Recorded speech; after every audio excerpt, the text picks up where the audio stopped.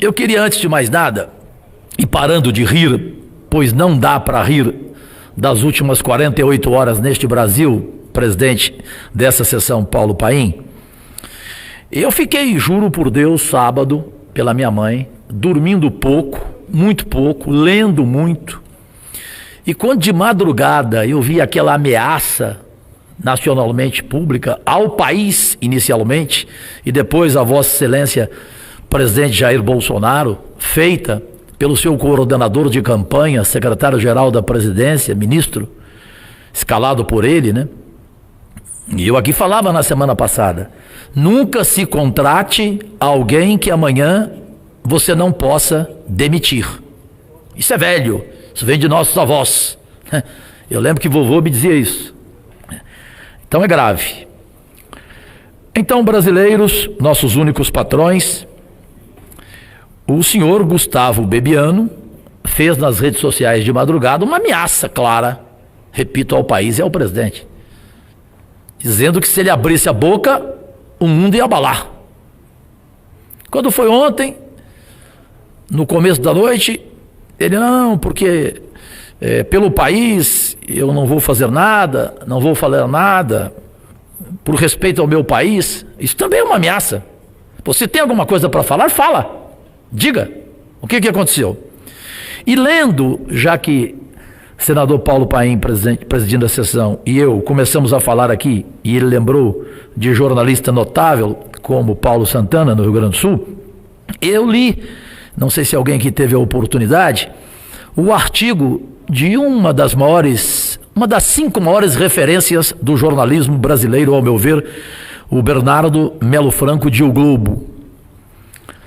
E eu fiquei, assim, interessado em cada ponto de seu pensamento, concordando aqui ou discordando ali, mas quando ele coloca Bebiano ameaça espremer o chefe depois que virar suco. Vou repetir, Bebiano ameaça espremer o chefe depois que virar suco. Como os repasses saíram do fundo eleitoral? O conflito de versões é o que menos importa. O essencial é saber quem embolsou o dinheiro público ou do público. E o que Bebiano está disposto a revelar sobre a campanha mais pobre da história do Brasil, entre aspas. Também li Leonardo Sacotto no seu blog do UOL. E ele vai... Uma das coisas mais indigestas da política é o sentimento da traição. E eu vejo este Bebiano como um traidor de Bolsonaro. Não à toa, a história mantém um lugar especial aos traidores. Aqui, Vossas Excelências devem se lembrar, entre todos, os algozes de Júlio César em 44 anos antes de Cristo, no Senado de Roma. Lembram-se, principalmente, de seu artigo Marco Bruto, até tu, Brutus. Até tu, Brutus. Será que nesse momento pensa dessa forma o presidente Jair Bolsonaro? Mas enfim, a demissão não saiu até agora. Todos, a nação, a imprensa, esperavam que ela saísse hoje cedo no Diário Oficial e até agora nada.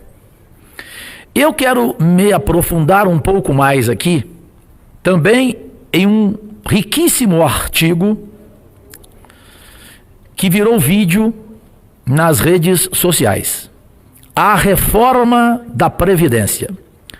Se você é trabalhador ou trabalhadora, provavelmente é o assunto mais importante da sua vida na atualidade e na vida dos seus filhos e netos, receitas e despesas de 2017. Para concluir, como essa fraude é fabricada, agora, se você se afastar um pouco desse problema localizado da Previdência, entender que esse discurso falacioso, a gente pode sim alegar que nós temos, sim, um problema de orçamento público sistêmico maior para encarar e resolver. Mas a grande questão que fica é porque a resolução desse problema da Previdência vem às custas do sacrifício do trabalhador, do povo. quando existiriam outras alternativas, ou não? Pergunto humildemente.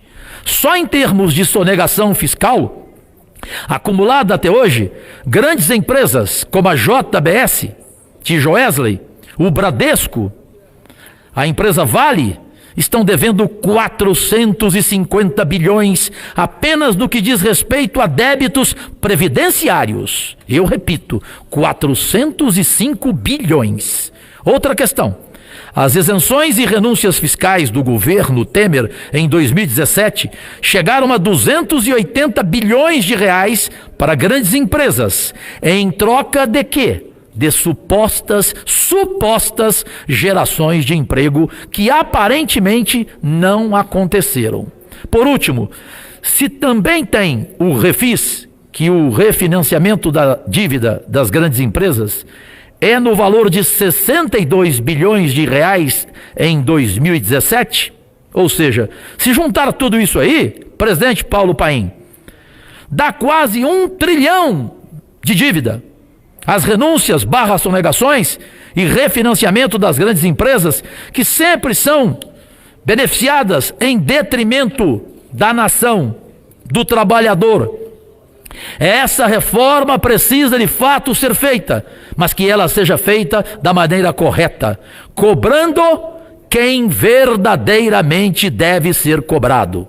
Essas palavras, na sua maioria absoluta, não são minhas, são de um sociólogo, educador de São Carlos, em São Paulo, Djalma Neri.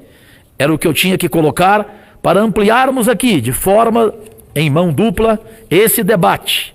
Debate entre parlamentares que estão pensando no trabalhador.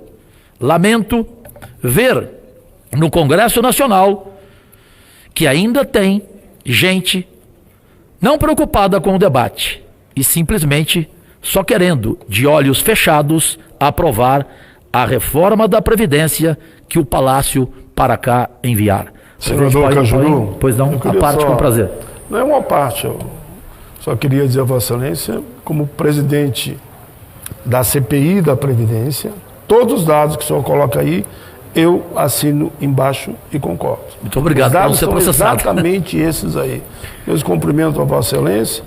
E o certo seria começar por aí mesmo. Primeiro vamos cobrar os grandes devedores. Dá em torno de 600 bilhões no mínimo. 650. Senador Cajuru, me permite uma parte? Evidente, senador Teomário, do Amapá, que tanto... De Roraima. Desculpa, Roraima. É porque a semana passada Vossa Excelência falou do Amapá e o Chico falou de Roraima. É por causa dos senadores aqui da Amapá, que fica numa briga de quem Lucas Barreto. Que é o setentrional, não é? Do país. Um diz que lá do Iapoca é o Chuí, outros é do Iapoca, que é a Roraima, um ponto lá. Mas olha, Vossa Excelência tocou em dois assuntos importantes. Primeiro, a questão do ministro. Eu acho que está na hora de o presidente dar um para nisso e frear. Acabei de ver agora aqui nas redes sociais, no Metrópolis, ele dizendo que está sendo ameaçado de morte. E ele quem? O Bebiano? Bebiano. E ele chama o presidente de um presidente fraco. Os filhos do presidente chamam ele de um traidor incompetente. Quer dizer, estão aí lavando uma roupa suja e desnecessária. Eu acho que ali tem hierarquia. Não serve, passa caneta, acaba essa questão, porque estão acabando trazendo uma coisa que é uma decisão burocrática, tecnocrata ou de hierarquia, estão começando a afetar, né, a República, que nesse momento precisa andar. O presidente precisa andar. Então, está fritando demais. Não sei se estão colocando uma frigideira ou se estão colocando aí nesses equipamentos mais modernos, que custa dar o ponto, né? Mas está na hora de dar o ponto e passar a caneta e acabar essa confusão, porque a República está parada, né? Ontem quem assistiu aos telejornais era em torno só dessa questão. Com relação à Previdência, o senador Paulo Paim falou com muita propriedade. Ele foi o presidente da comissão, foi o vice-presidente da CPI, e vou nesse instante fazer um discurso mais ou menos no padrão que Vossa Excelência fez, e mais do que isso, eu estou trazendo um requerimento ao presidente da casa e convocando várias autoridades, convidando várias autoridades e pessoas que são renomadas e conhecem profundamente a questão da Previdência, para os debates temáticos nessa casa, para que realmente amadureça, né, aqui, nós, os parlamentares, uma decisão sábia, uma decisão que realmente não vai tirar daquele que há muito tempo vem contribuindo. Então, quero parabenizar Vossa Excelência por tocar em dois assuntos extremamente republicanos e oportunos. Bom, inicialmente, Vossa Excelência dá claramente aqui a mim o entender de que não venham a goela abaixo. Vamos debater, vamos ouvir, com audiência pública, a goela abaixo, não, por favor, né? Senador alguma. Senador Regufe, com prazer uma parte, só concluindo, lembram-se alguns aqui, senador Paulo Paim estava, quando eu fiz a seguinte observação e o senador Lucas Barreto, do Amapá, riu, eu falei, olha, esse bebiano de Zumbi, ele vai virar assombração. Eles riram, mas é verdade. Ele de Zumbi está virando assombração. Porque se não demiti-lo, vai dar a impressão do quê? Tem alguma coisa escrita aí, estranha aí, né? E acho que o presidente deve demiti-lo. Confio que ele vai fazer isso e pronto, acabou, né? Porque virou realmente algo desagradável para toda a nação. Senador Regufe, com prazer. Senador Cajuru, eu queria falar aqui sobre um ponto dessa crise envolvendo o ainda ministro Gustavo Bebiano, que me chamou a atenção e que passou meio despercebido por parte da própria população e aqui também do Congresso, que é o fato de ter saído a notícia de que o presidente da República ofereceu a ele uma diretoria de uma estatal Itaipu, como uma forma de recompensá-lo, tudo. Eu não tenho certeza, não sou leviano, sou uma pessoa que tento ser justo na minha vida, não tenho certeza da veracidade desse fato. Porém, se ele ocorreu, é algo extremamente grave. E isso, para mim, foi alvo de crítica minha nos governos anteriores, e o que é errado no governo do PT, o que é errado no governo do PSDB, continua sendo errado. Eu sou uma pessoa coerente. Claro. As estatais, elas não podem ser um cabide de emprego. As estatais, elas não pertencem ao governo, elas pertencem ao Estado brasileiro. Não podem ser simplesmente um local de cabide de emprego para recompensar alguém. Que é isso? Ou para calar a boca. Então estão brincando com uma coisa séria. Com uma coisa muito séria. Não dá para aceitar que as estatais, mais uma vez, sejam usadas para alocar A, alocar B, colocar alguém do partido tal, do partido B, do partido C. Não é para isso que servem as empresas estatais. Então não dá para aceitar isso. Não posso aceitar que isso seja visto como uma propriedade ali para fazer política, muitas vezes para alocar A, alocar B. Então esse fato, eu não sei se é verídico, até porque saem muitas coisas na imprensa que às vezes não tem uma veracidade comprovada, a gente tem que dizer isso aqui. Agora, se for verdade, é algo gravíssimo, porque estão numa mesma prática que já houve nesse país em diversos governos, e é algo absolutamente inaceitável com o cidadão e com o contribuinte desse país. Não podem as empresas estatais serem cabides de emprego para atender interesse de A ou de B. Elas pertencem à população brasileira, elas têm que ser ocupadas por quadros técnicos para cumprirem a função que elas têm para a sociedade brasileira. Então, se esse fato for verídico, isso vai ser extremamente lamentável, porque só disso ser cogitado, e me saltou aos olhos que isso passou meio despercebido, as pessoas só querendo saber se ele ia ficar, se ele ia sair, e aí colocou uma estatal ali.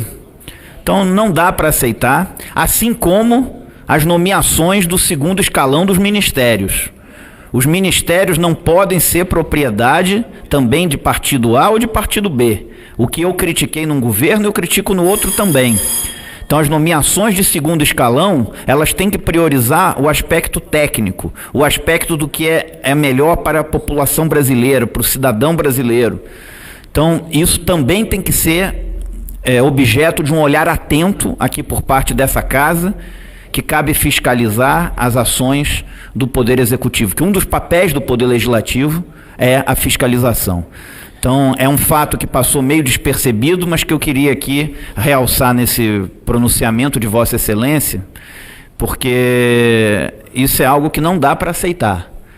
A sociedade brasileira, ela votou e ela quer uma política verdadeiramente diferente, seja em que governo for, de que coloração partidária for.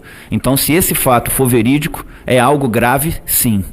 É isso que eu tinha a dizer. Obrigado, senador Cajuru. Que isso. Senador Regufe, Vossa Excelência foi oportuno no alerta que fez. Eu só rapidamente acrescento, porque tem outros oradores inscritos, que o brilhante jornalista Josias de Souza, da Folha de São Paulo, escreveu um artigo em cima dessa sua ferida aí, onde ele intitula o seguinte: nem Carlos, nem Bebiano. Ou seja, ele diz que a fragilidade desse momento que vivemos está nas mãos do presidente. Ou seja, na falta de ação dele por tudo que já foi noticiado, publicado, até com direito de vazamento de áudio. Agradecidíssimo. Muito bem, senador Cajuru, que explicitou números da reforma da Previdência que de fato mostram que esse é um debate que nós vamos aprofundar nessa casa, ouvindo inclusive o secretário da Previdência. Eu já o convidei para um depoimento na Comissão de Direitos Humanos, que eu sou o presidente e o Telmo Magno Mota é o relator, e ele provavelmente vai confirmar, como convidei também a secretária de Direitos Humanos.